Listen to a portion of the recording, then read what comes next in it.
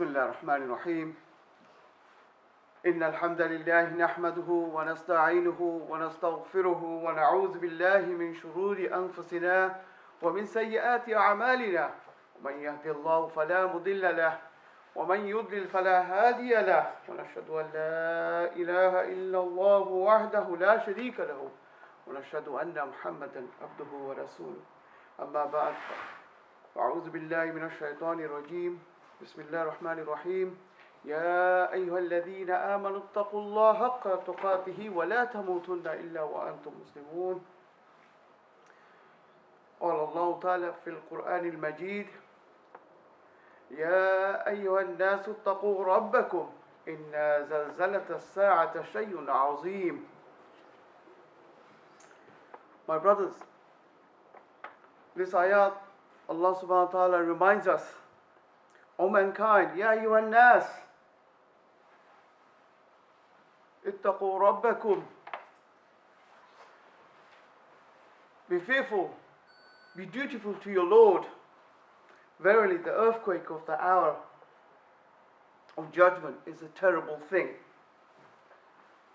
My brothers, just as I was driving here for this Jumu'ah, on the radio it says 22,000 people estimated. The count keeps on increasing, numbers keeps on increasing. This is 22,000 people have lost their lives just in Turkey from the earthquake. And Allahu Alam, Allah knows how many more in Syria. We don't have figures. This earthquake, my brothers, has devastated this northern part of Turkey and parts of Syria. Buildings, huge buildings, just fell down like a pack of cards into a rubble. People were trapped inside. And so much loss of life, property, wealth. And this also reminds us how quickly Allah can change the situation. 1 minute there's security, that turns into fear. 1 minute you have wealth, and next minute you have poverty. 1 minute you have life, next minute you have death. 1 minute you have a family, next minute you are alone, you're destitute. Have you brothers on the news seen or heard that the whole family had passed away, but the newborn baby still with the umbilical cord attached to her mother, I think it's a girl, attached to her mother, and the baby survived. And hundreds of people are calling in to adopt, to take this baby. So my brothers, today's khutbah is on the response, what as Muslims how we should behave and how we should be conducting ourselves and how we should create a community amongst us that we are strong. Because my brothers, musibah, this type of calamities will come, afflictions will come upon this ummah and has been coming. It is how we are together, how we stand together. And when our brothers and sisters called out from Turkey, from Syria, when we heard their cries, immediately, my brothers, what an amazing response throughout the whole world. Muslims from Indonesia, from Bangladesh, from Pakistan, from Europe, from Africa, all over, from America, all over, Muslims responded. We heard their cry, and our pull of our brotherhood, pull of our iman, woke us up from our slumber. And we said, what can I do? We started donating. Some of our brothers and sisters are actually flown out. We've seen people in Turkey coming up from all over Turkey to help, just with their bare hands, removing rubble, trying to find the survivors who are trapped underneath. And this is an amazing, my brothers, this is only our iman, only Muslims, only when we have the bond of iman amongst us, that we are brothers. And this is why, my brothers, we saw this response, we saw this call to action. And we felt that we had to do something for our brothers and sisters when we saw the devastation, my brothers. And Nu'man ibn Bashir, radiallahu anhu, he reported that Prophet sallallahu alayhi wasallam said, the parable of the believers in their affection and mercy and compassion for each other is that like of a body. One body, my brothers. When the limb aches, the whole body reacts. with sleeplessness and fever. The whole body shakes because one part feels some pain, the rest of the body is awakened. We can't sleep. And my brothers, the Muslims binding together through our brotherhood is the cornerstone of our deen, the cornerstone of Islam. It is the foundation of Islam. As Rasulullah said in a hadith, لا يؤمن أحدكم حتى يحب لأخيه ما يحب لنفسه. That you don't have Iman until you love for your brother what you love for yourself. Just remember this, my brother. If you don't remember anything from today's khutbah, just remember this hadith, my brothers. It's said in a very powerful, provocative way to awaken that you don't have Iman until you love for your brother what you love for yourself. And we're going to measure ourselves today, inshallah, my brothers. Today's khutbah, I will measure ourselves against this hadith, that how can we love our brother as much as we love ourselves, what we love for ourselves. Imam Jurjani, he said that this hadith is one of the foundations of Islam. Some of the ulama, some of the scholars have said that this hadith, my brothers, is like 1/4 of our deen, or 1/3 of our deen. That if you can complete this hadith, if you can live by this hadith, the principles of this hadith, then you have fulfilled a major part of your deen, my brothers. So the hadith, my brothers, this hadith on brotherhood is like a gold standard for us. The benchmark that we need to achieve. What we need to be striving for as believers. And some of this, my brothers, from the response that we gave from all over the world, from the Muslims, the Ummah, has shown that we are trying to strive towards that standard. We are moving towards that, my brothers. There is life within us. There is love and affection within us that we reacted because we remember this hadith, my brothers. But my brothers, there are some dangers, my brothers. And before I move on, just on this hadith, my brothers, it says that la yu'minu, that you don't have Iman. It doesn't mean, my brothers, that just because you can't show the same affection doesn't mean you don't have Iman. What it means, my brothers, that those who cannot strive to that level, it means that your Iman has not been complete. You have not achieved fisilmi kafa. You have not fully entered the deen yet. That the Iman, your heart hasn't completely reconciled itself. That I can't give as much as I want to my brother. When that happens, there is some resistance. That resistance means that there are some impediment. There are some blockages that need to be removed within the spiritual heart. That needs to be removed. So it doesn't mean you don't have Iman, my brothers. But this is how the shar of this hadith, this is how the ulama have explained. So it needs work, my brothers. Brotherhood on its own cannot sustain itself. It needs work, and there are many dangers. I'll just go through briefly today.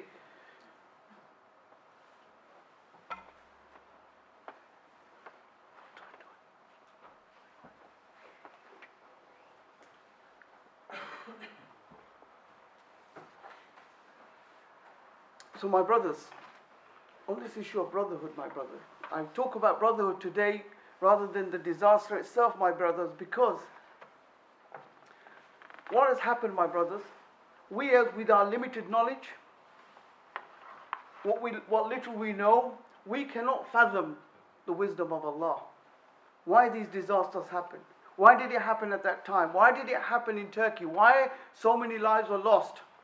We cannot completely comprehend. We cannot explain. Only Allah subhanahu wa ta'ala knows the answers to these questions. But what we do know is that how am I reacting? What am I going to do? And how should I call upon my Lord? Because this is the time, my brothers, the believers need to turn to Allah subhanahu wa ta'ala. These are the testing times that we turn back to Allah subhanahu wa ta'ala. And we ask for His assistance. We ask for His help. And we ask for forgiveness.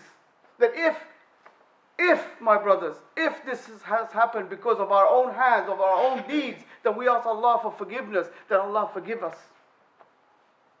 And it doesn't mean, my brothers, that just because the disaster happened in Turkey, one ulama explained it. He said that it doesn't mean that the people of Turkey have done anything wrong. It could have been anywhere in the world, and Allah decided that He will shake the earth in this particular place. So, my brothers, be careful how we interpret this, and we need to rely upon Allah, and Allah knows best.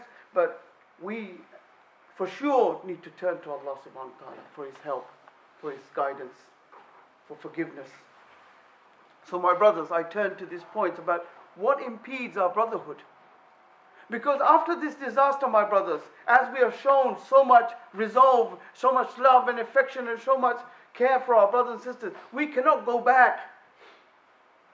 We come forward, we need to keep on moving forward, we cannot go back. There are things, my brothers, which impede brotherhood, which impede this affection and love. One of them, my brothers, is jealousy and hasad, envy. When you have envy in your heart, how can you have brotherhood at the same time? The two cannot coexist in the heart. They're contradictory forces. They fight one another. One repels the other. So when you have hasad, my brothers, Imam Nawawi, he defined it as to desire for someone who enjoys a blessing to become bereft of it, regardless of whether the blessing of it is religious or worldly. So when you are jealous and have envy towards another Muslim, my brothers, what you're saying when you have envy is that remove that blessing from them. I don't like the fact that they're good looking. I don't like the fact that they have more wealth. I don't like the fact that they have nice, beautiful children. I don't like the fact that they have a nice house. I want that removed from them because I am jealous. Allah to take it away. That's what jealousy and envy really is, my brothers. As Imam Nawawi defined, Imam Ghazali says, as far as envy is concerned, Islamic scholars defined it as the hatred of a blessing and the love that one so blessed by it to become bereft of it, to be taken away from them, This is, my brothers, such a dangerous thing, my brothers. It is an evil which resides within every one of us, and we've got to remove it from us. And this is why, my brothers, we know we make this recitation in the Quran, وَمِن شَرِّ حَاسِدٍ إِذَا حَسَدٍ. We seek protection against the one who might give us hasad, one who may be envious towards us. We recite this as an azkar, as a protection, as a shield against that, my brothers. And the Prophet ﷺ says, beware of envy, for indeed envy consumes one's good deeds like fire consumes wood. So when we are envious of others, my brothers, it basically burning away our good deeds. All the ajr that we have been working hard towards achieving, it just came burnt away into ashes. And Iman and Hasad, Rasulullah said, Iman and Hasad do not gather together in the heart of the slave. They cannot come together. One will dominate the other. So my brothers, we've got to be very careful how we are towards each other. And if we have any envy, we ask for forgiveness and we remove that from our heart, my brothers. And the other question, my brothers, the hadith, it says you should want for your brother what you want for yourself. I'll ask you a question, my brothers, rhetorical question in the khutbah you cannot answer. Why is it, my brothers, when there's an earthquake in the Muslim world, the death toll is in the thousands, tens of thousands? There are earthquakes in Japan. There are earthquakes in California of the same magnitude. We only see a handful of people die. And I ask that we need to compare ourselves against that hadith, that gold standard that we need to aspire towards, my brothers. Why is it when we construct our buildings, these towers, and we know we are on a fault line, and the tectonic plates will move? Why is it, my brothers, that we don't use the same standards, with the same diligence and care that my brothers and sisters in my deen will be living in that building? And if there is a tremor, If this building has not been built to the correct standard, it will crumble like it did in Turkey, my brothers. Buildings crumbled, brand new buildings, my brothers, collapsed into a heap of just concrete and bricks. Not a single steel rod sticks out from those buildings. I was looking at the images. I'm from Bangladesh, my brothers, and even in poor Bangladesh, they have standards. They say that it has to be, because parts of Bangladesh are on a fault line. They say that the buildings must be built with reinforced concrete, with metal rods, and the rod sizes, they give you the strength of the rod. I was looking at those images. I was blowing up the image to see, is there any rods sticking out from the concrete? There's nothing, my brothers. These were built with bricks and concrete, not to the standards to withstand an 8 magnitude earthquake. So there are failings, my brothers. How can we say we have brotherhood when I can construct a building knowing that it is below standard? It is dangerous to live in that building. How can I then say I have brotherhood, I have affection and love for my brothers and sisters? So it's not easy, my brothers, to achieve brotherhood. It is very easy to provide, to do it through lip service, to say I love this brother, I love that brother. But our actions have to be of the same level, my brothers. When I am constructing something, I should not cut corners knowing that I will put my brothers and sisters into danger. And this needs to be really looked at, my brothers. So many deaths, so many buildings just crumbled. There was no, buildings could not withstand the force of the earthquake, my brothers. And the other dangers to brotherhood is nationalism, asabiya, my brothers. And this is a very dangerous asabiya and nationalism, my brothers, tribalism. Nationalism swept through the Muslim world after the First World War, and we became parted, divided amongst ourselves, brother divided from brother. Borders were drawn between us, and then we were told to compete against each other. So we find conflicts throughout the Muslim world, my brothers, border conflicts. So the Yemen, you got Syria, Golan Heights, and Jordan with Palestine. We have, and the Palestinian issue was originally a Muslim land. Then it became an Arab issue. And now it's been relegated down to a Palestinian issue now, through nationalism. You can narrow down a problem and just confine it to a group of people. We have problems with Pakistan, Kashmir. Then we had East and West Pakistan. All of this, my brothers, is nationalism which has been introduced into the Muslim world to divide brother from brother. And the problem now is that we have taken it down to our personal lives. Marriage proposals have to be from a certain tribe, from a certain region, from a certain country. Otherwise, we cannot have that marriage. Marriage proposals are rejected because he's Pakistani, he's Indian, he's Bangladeshi, he's Yemeni, on that basis. And these divisions, my brothers, and it wasn't that long ago, my brothers, 60, 70 years ago, when my granddad did Hajj, they didn't need a passport. They got onto the port in Karachi and they traveled to Saudi and they did Hajj. All of this, my brothers, all of these borders, divisions. When the British entered India and they, from one side to the other side, whenever they asked a Muslim, who are you? He said, I am Musalman. He didn't say I was Pakistani. He didn't say I was Indian. He didn't say I was Baluchi. He didn't say I'm Sylheti or I'm Bengali. He said I'm Musalman first. And this was the unity of the Muslims, brother. It has been shattered. It has been shattered, and it's become a plague for us that we are divided. And we contend with each other, we fight each other. Because the Saudi and the Yemeni conflict, my brothers, look at it, it's been going on for 10 years. And the Saudi people, many of them can trace their roots back to Yemen. But they fight, they kill. And there are many more conflicts like that. Senseless conflict because of nationalism, tribalism, my brothers. And Allah subhanahu wa ta'ala reminds us in the Quran, وَاعْتَصِمُوا بِحَبْلِ اللَّهِ جَمِيعًا وَلَا تَفَرَّقُوا. And hold fast to the covenant of Allah, to the rope of Allah all together, and do not be divided. And Allah goes on, and remember the favor of Allah on you when you were enemies. Then He united your heart so that by His favor you became brothers. And you are on the brink of a pit of fire.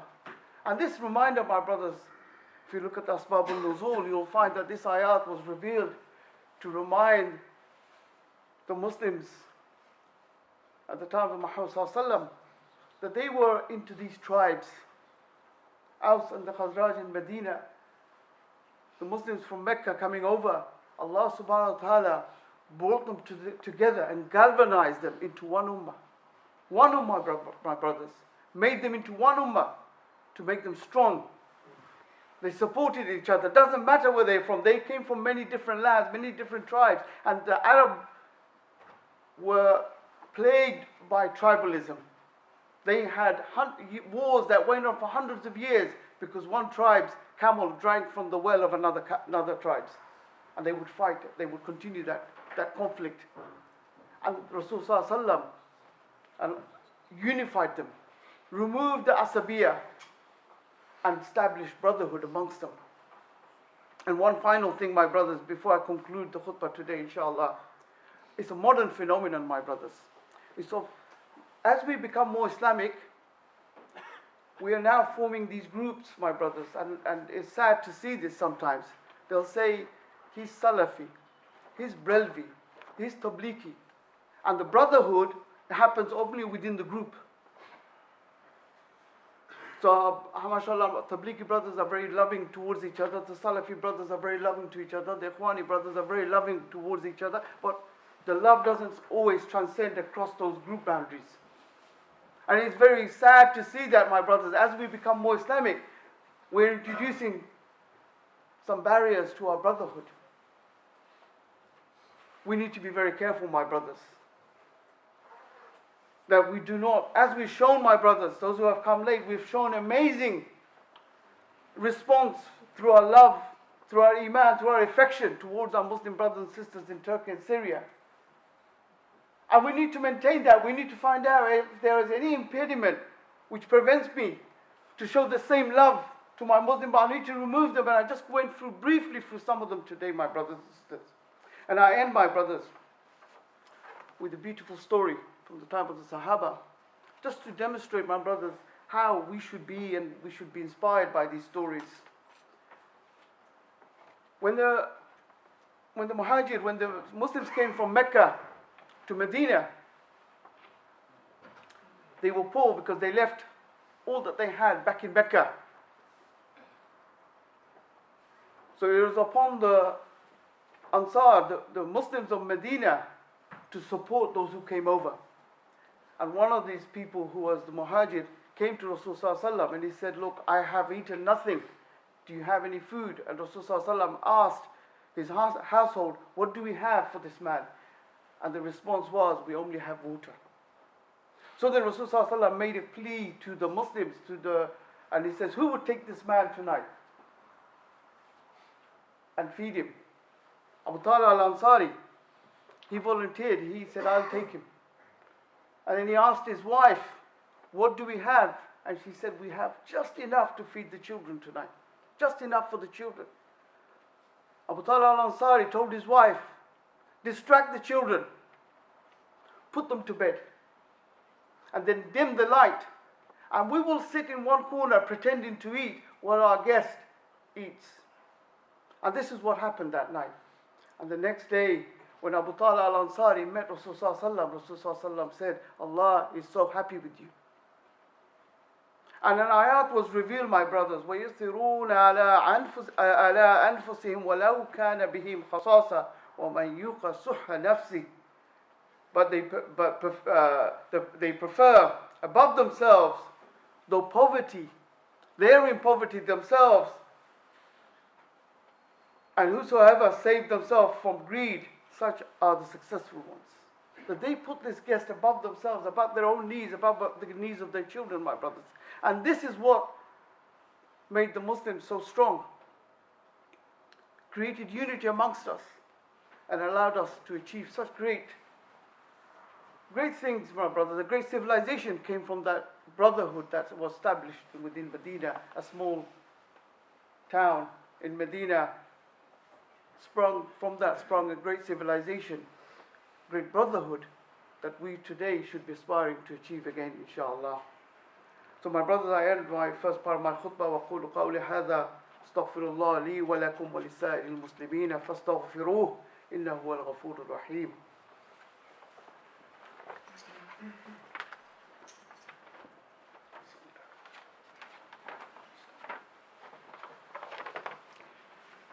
بسم الله الرحمن الرحيم. الحمد لله رب العالمين والصلاة والسلام على رسوله الأمين.